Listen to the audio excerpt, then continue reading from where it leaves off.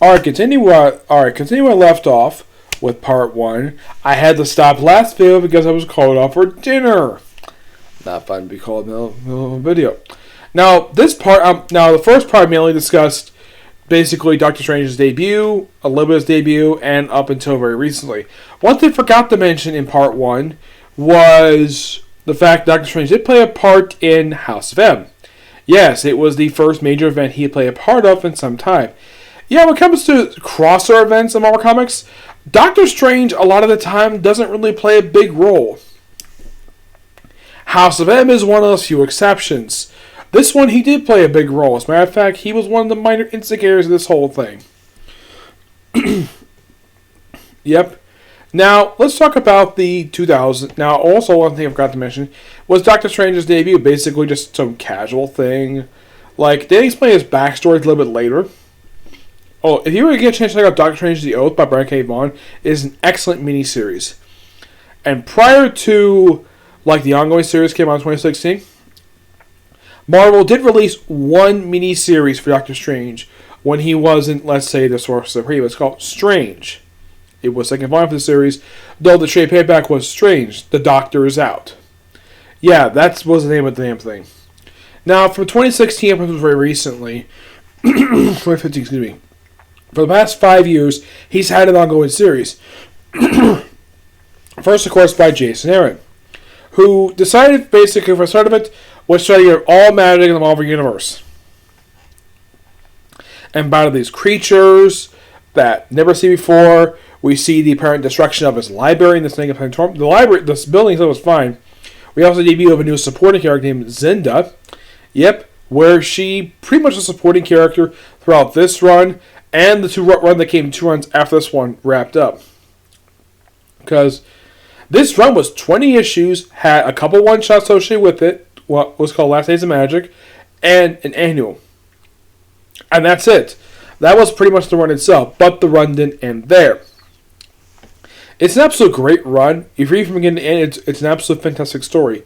And then right after that, Doctor Strange, for the first time since the series was revived in 2015, we actually have an actual tie-in. Yes, his book tied into an actual crossover. Secret Empire. Which also features a guest star appearance by the kingpin of crime himself, Wilson Fisk. Yes, as far as I can tell, this was the first time ever in the history of Marvel Comics that Wilson Fisk has ever even interacted with Stephen Strange. And they were with each other the whole period of time. And this particular story arc led to him later become mayor of New York City in the pages of Daredevil. Yeah, where during the storyline, Doctor Strange and his house was taken by Baron Mordo, who decided to move the house to the Empire State Building for some strange reason, away from Greenwich. It was actually in Greenwich Village. That's where it normally is. And then they moved it there, and then, of course, they also had where Doctor Strange held captive. But actually, it was Daredevil held captive, and this is a storyline feature a guest appearance by the Bendis version of the Defenders. Yep, it was a really, really good storyline. Last a few issues, then this, of course, written by John Barber. Those of you not familiar who John Barber is, he was the guy who pretty much spearheaded the Transformers comics at IDW.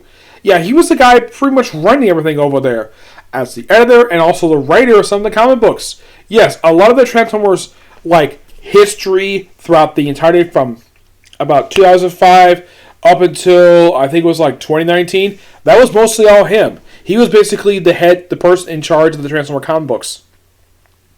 And he was also responsible for writing 2 crossovers that they're part of, Revolution and First Strike. 2 really good crossovers that we never got the third one. For some reason. I don't know why. I will venture a Revolution at some point because it's a damn good story.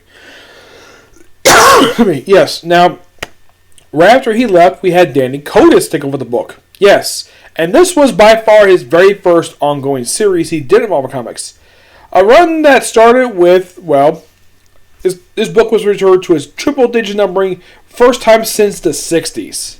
Yes, where it basically was restored at 390. Yep, 390.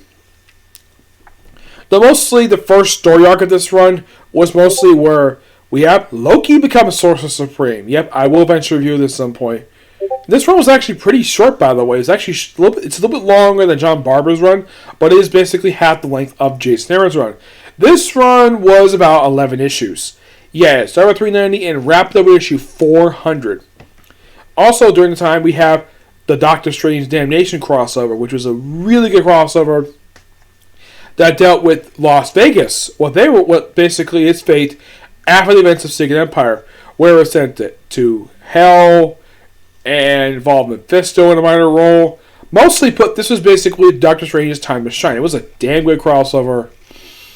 And it's a crossover that's very unlike other crossovers, which affect everything. This crossover wasn't really a big effect on Marvel Universe. It mostly focused in one city.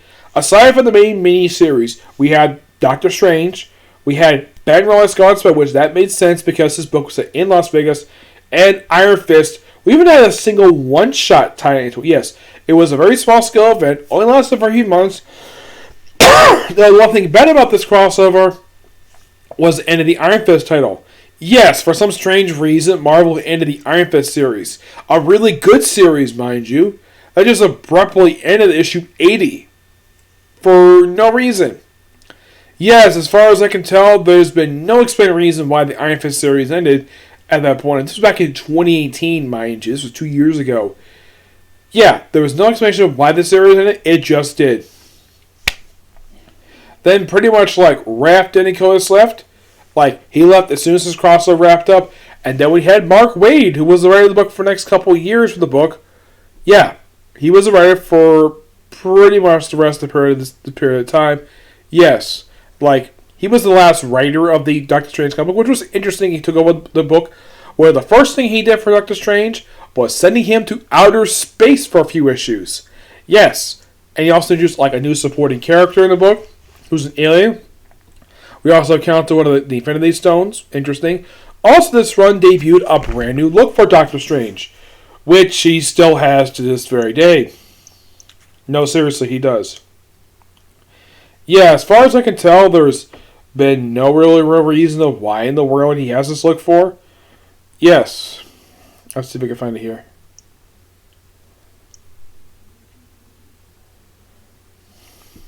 Yeah, where it's an all black costume.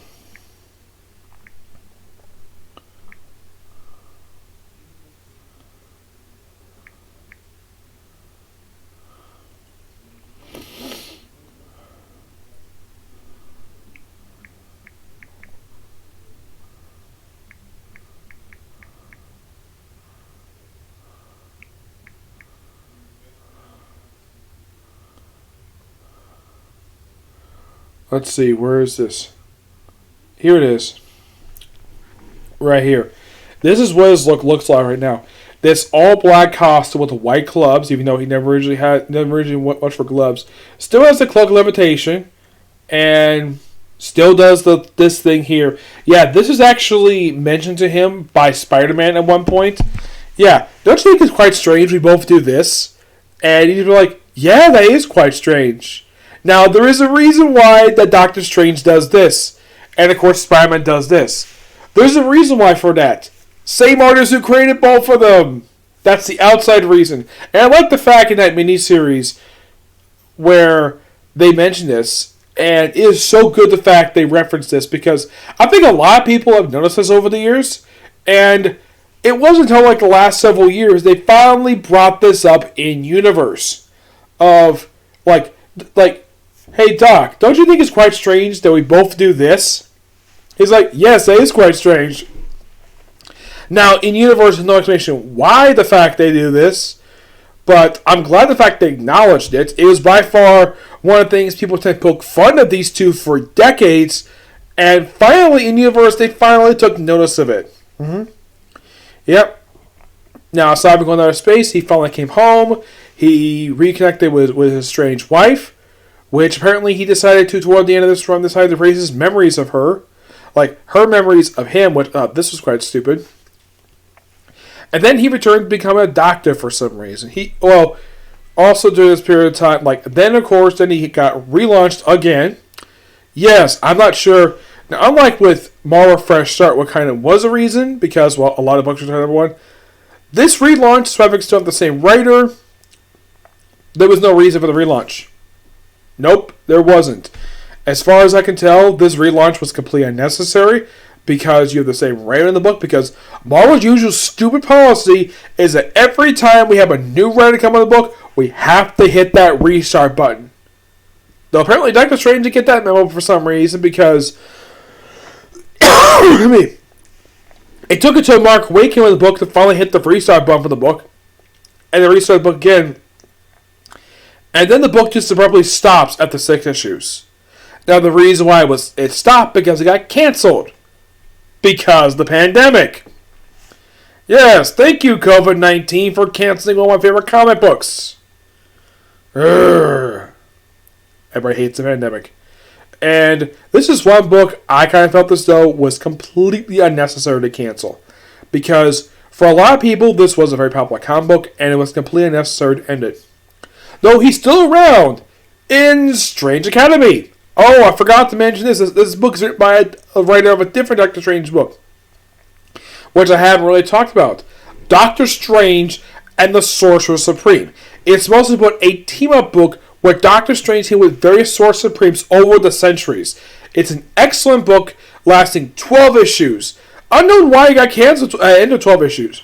But at least they ended with all the previous Sorcerer Supreme go back to their own times. Now, unknown why they couldn't just focus on the group that Doctor Strange formed with the Air Sorcerers like Dr. Voodoo, Scarlet Witch, Shaman, and Talisman. Why in the world he couldn't focus on this team of characters? Unknown. But it was a good comic book.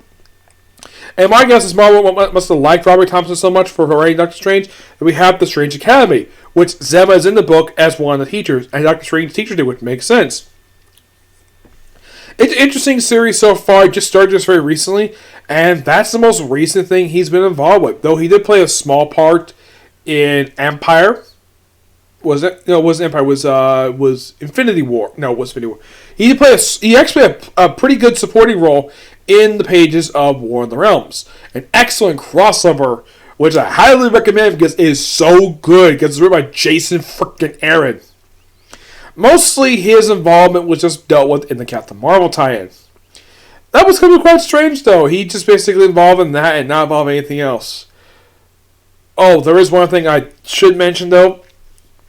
When the end of the original Ghost Rider comic book, when it was ongoing, lasted the same length as his book, the book ended with him, defusing Johnny Blaze, the original motorcycle Ghost Rider, with Zorthos, demon who possessed him. He basically excised them both, though Zorthos himself did show up in an issue of Amazing Spider-Man afterwards. Basically, Johnny Blaze later showed up in the Defenders comic book. Yes, and basically, Doctor Strange involved with Ghost Rider over the years. Surprisingly, he's never invited Ghost Rider to join any team he's a part of, which I think is quite stupid. Now, what has Doctor Strange done the last couple years? Well, aside from having his ongoing series, he did return to the Avengers book 2 years ago, and he's played a pretty good role in the book. Though he stopped appearing in the book after the Race of the Ghost Raiders story arc. Yeah, he's not been featured very much lately in the book, but that's where you can find him nowadays. That and of course in Strange Academy. Yep, because can't have an ongoing series anymore, despite the fact we have a sequel coming out. I think it's, next year the sequel's coming out? Yeah, Doctor Strange and the Multiverse of Madness. I'll discuss more about that in a minute. Let's see, where are you? Here we go. Yes, let's see. Doctor Strange Multiverse coming out in a couple years. Now, if you're curious though, is there any trade paperbacks for Doctor Strange? The answer is yes. Yes, there is. Yes. Yeah, the Essential Doctor Strange books which contain his original Strange Tales run, his original ongoing series, the first and second volume is collected in there, his feature for Marvel premiere, his guest star appearances from Submariner 22 and Incredible Hulk 126. There's also Age of Avengers he appeared in, and I think the Amazing Spider-Man Annual was in there too. Though if you're curious though, the book itself does skip one issue. I think it's like issue 179, I think it is. Yeah, they skipped the issue because it's a reprint of Doctor Strange and Amazing Spider-Man number 2. Also, I should also point out something, I forgot to mention this, that When Doctor Strange Sorcerer Supreme decided to have its annuals, they decided to be quite interesting, though. They continued from numbering from the previous volume's annuals. Yeah, when they have Doctor Strange Sorcerer Supreme in number 2 instead of in number 1. And this had 4 annuals. One of them happened to be Return of the Defenders, which was a really good storyline. I highly recommend it. Let's see. Let's see. Is Strange Tales? Is this any of these features from appearances from Strange Tales Volume 2? Is that in trade? The answer is no. None of it is. There's a little bit of Doctor Strange Sorcerer Supreme in trade. I know that basically a lot of his appearances for the last 20 years, that's pretty much all in trade, like his appearances with like Spider-Man, his New Avengers appearances, Illuminati, everything the last 20 years for Doctor Strange, that's all in trade. It's just that a lot of his Volume 3 is not in trade, which is quite shocking to say the least. Yes. And, well, he's also featured in outside the comic books. His first appearance outside the comic books was in a failed TV pilot episode done in the manner of the Incredible Hulk TV show, called simply Doctor Strange. It's unrelated to the 2016 film. Okay, this particular thing had it where instead of Doctor Strange being a surgeon, in the comic books he was a surgeon who basically got into a car crash and ruined his hands, and he spent almost an entire fortune just trying to get his hands fixed, and no doctor fixed it until he went to Tibet to learn magic, which he's basically spent the next 25 years learning the magic. And the way they depict him in flashback is that he always had gray in his hair.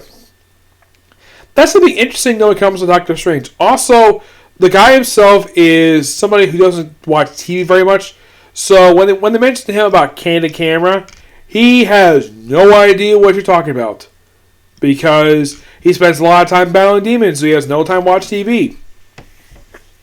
I don't know if he's on social media or not, because Spider-Man clearly is in the comics. He's on social media, but Doctor Strange isn't.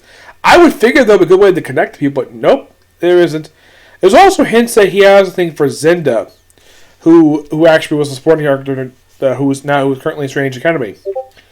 It doesn't really go anywhere. He did briefly have a relationship with Night Nurse. Yes, he had a relationship with her in the 2000s. Which, this went absolutely nowhere. Yep, there was also a dream sequence where apparently he had three-way with not only Night Nurse, but also the Scarlet Witch. Why the heck the artist decided to pick this for Doctor Strange, I have no idea. It's one of the most baffling things they've done with the character. And then after the original movie, which featured a character that had Clea Lake as a supporting character instead of Clea, and the villain was Morgan Le Fay. It was a weird 70s movie. After that, he wasn't featuring anything until he popped up in the Spider-Man animated series for one episode. Actually, featured a couple of them. Mostly him battling Venom. Didn't do a lot in that series. After that, he wasn't featured in anything for quite a while. I know he popped up in Ultimate Spider-Man, at least once or twice. Did he pop up in Spider-Man Limited? Nope, never did. Did he pop up in Avengers vs. Minus Heroes? No, he never did. He did pop up in the Superhero Squad show. He's popped in some video games. He's a great character to play, mind you. And of course, you also can't forget his MCU appearances. His first appearance being in a post-credits scene in, I think it was Guardians. I'm trying to think, what was it? It was trying to think, what was his first appearance? Oh yeah, his own solo movie, which was really good. I highly recommend checking it out. It's one of the most accurate depictions I've seen of Doctor Strange ever to date. I've done a review for my movie reviews. He also appeared briefly in Thor Ragnarok for a brief scene, which basically explains the post-credit scene in Thor in his own movie. He also appeared in both Avengers movies, which he played a very good role in those movies. And of course, he's going to appear in Spider-Man Far From Home sequel and his own movie. Now, in the movie, he's played by Benedict Cumberbatch, who's done a fantastic job playing this character. Yes, the actor is British. So what? The guy does a really good job, and he was actually one person that both Marvel and some fans really wanted to cast as Doctor Strange. There was a story rolling around prior to the announcement of Benedict Cumberbatch as Doctor Strange that apparently, there was a couple of other people considered to be Doctor Strange. One was Joaquin Phoenix, which that would have been interesting. The other one was a really stupid one that some idiot decided to run online and think, oh, confirmed, this guy is cast as Doctor Strange, even though it was a big fat lie. Yeah, there was no evidence to support the fact he was cast as Doctor Strange. Who was this? Johnny Depp. Yes, for some reason this guy claimed that Johnny Depp had been cast as Doctor Strange. And as far as I can tell, Marvel Studios has never commented on this particular stupid article. Who published this damn thing? Bleeding Cool. Yes, by far one of the most inaccurate websites when it comes to posting stuff about breaking news. Yes, I could do a whole thing about them on how the fact they put out two really stupid theories about Batman v Superman and Suicide Squad. Where they claimed, because apparently a lot of people didn't like the fact that Ben Affleck was cast as Batman, so they basically had the most ridiculous theory that Ben Affleck's Batman was really Deathstroke, and at the end of the movie, Christian Bale will show up as the real Batman. Yeah, that never happened because that was a lie. The other one was they claimed that the Jared Leto Joker was really Jason Todd. All because he's got bullet holes in his shoulders. Despite the fact that Robin's suit, the Batcave that was featured in Batman Superman, had more than 2 freaking bullet holes in it. So yes, these two theories were completely disproven by the movie itself. Yep, that's Bleeding Cool for you. One of the most ridiculous websites I have ever seen, and they're never accurate when it comes to news. Never. I have never seen anything published by them that's ever been very accurate at all when it comes to comic-related stuff. Unlike comic.com, which generally they are pretty accurate because they actually do, in fact, talk to people associated with the studios, and the fact that if this is an article related to a spoiler, they will, in fact, put in the article, spoiler alert, just so if you haven't seen this particular thing, like read the news chapter of manga, news chapter of an anime, watch TV show, or watch a movie, they will in fact list a spoiler warning in the thing before they bother to actually show what happened in the movie. Unless, of course, you've seen the movie. Unless you've seen this stuff, then you can read it, no problem. Bleeding Cool? Nope, they would never put a spoiler warning in their damn articles if they're going to spoil anything. But that's Bleeding Cool for you. But yes, Doctor Strange, by far one of Marvel's best creations that doesn't get a lot of love at times. Because reasons. Also, if you're curious though how much love Marvel has for this character, his trade paperback's about $20 a piece. Yep. But not for the Hulk. Oh no, not for the frickin' Hulk. For some strange reason, his trade paperbacks for his Mortal Hulk series are $15.99, while the Doctor Strange trades are roughly about $20. So does that seem quite strange to you? The Marvel has more love for Doctor Strange than they do the Hulk? One of the founding members of the Avengers? Yeah, I don't consider that quite out of character for them. Yes, but in the case of my overall thoughts on Doctor Strange, he's an absolute fantastic character that should get a little more love from Marvel Comics. And please, Marvel, next year, give him his own ongoing series again, because it's not a movie coming out in a couple years, because it's quite dumb for a character not to have an ongoing series prior to release of his own damn movie. Like in the case of his previous movie, like the first movie he had back in 2016. He had a comic published a full year prior to the movie's release, which that was actually pretty smart Marvel to do. I kind of am hoping that at some point next year we get a release of a new Doctor Strange comic book. Who would I just write it? Well, I would not put Jason Aaron back in the book because I'm sure he's moved beyond Doctor Strange. Like, who would I think would be a good person to write it? Well, Robert Thomas would be a good choice because he does a really good job writing the character. Any other character? Let's see. Would I put Dan Slott in the character? Probably not, because I don't think he has experience writing the character. No. If this guy was to, if Bendis was to work on Marvel Comics, I would put him on Doctor Strange because he clearly has some love for the character. Yes. Another writer who would be really good for Doctor Strange because he does experience, not with Doctor Strange himself, because he has experience writing supernatural stuff. Ray Fox. Yep. He'd be a good choice. Peter Milligan will be definitely a good choice. Heck, I wouldn't mind if Marvel brought back Peter Giles to write some issues of Doctor Strange, because he wrote the character back in the late 80s, so why not? Yep. But all in all, he's an absolutely fantastic character. Okay, so that's it for this particular video. I don't have any more videos planned for today. Not necessarily, no. But, let's see. Now, in the case of the next video I'm going to do for this series, what character am I going to do next? I just said Doctor Strange. Now, there's roughly 2 other major characters he created for Marvel Comics, aside from the villains that he's known for creating for Spider-Man and Doctor Strange. There are 2 other major characters he created for Marvel Comics, who was around this very day. One is a little more active than the other one is. The one that's less active than the other one, I want to talk about him next episode. I'll be discussing Speedball. Yep, he is a Steve Ditko character, so why not talk about this guy? Though there's actually a lot less talk about with this guy than with Doctor Strange, though at least I'm having one video, hopefully. I'm also hoping I don't get a interruption for dinner for this one, okay? Video's next video. Bye.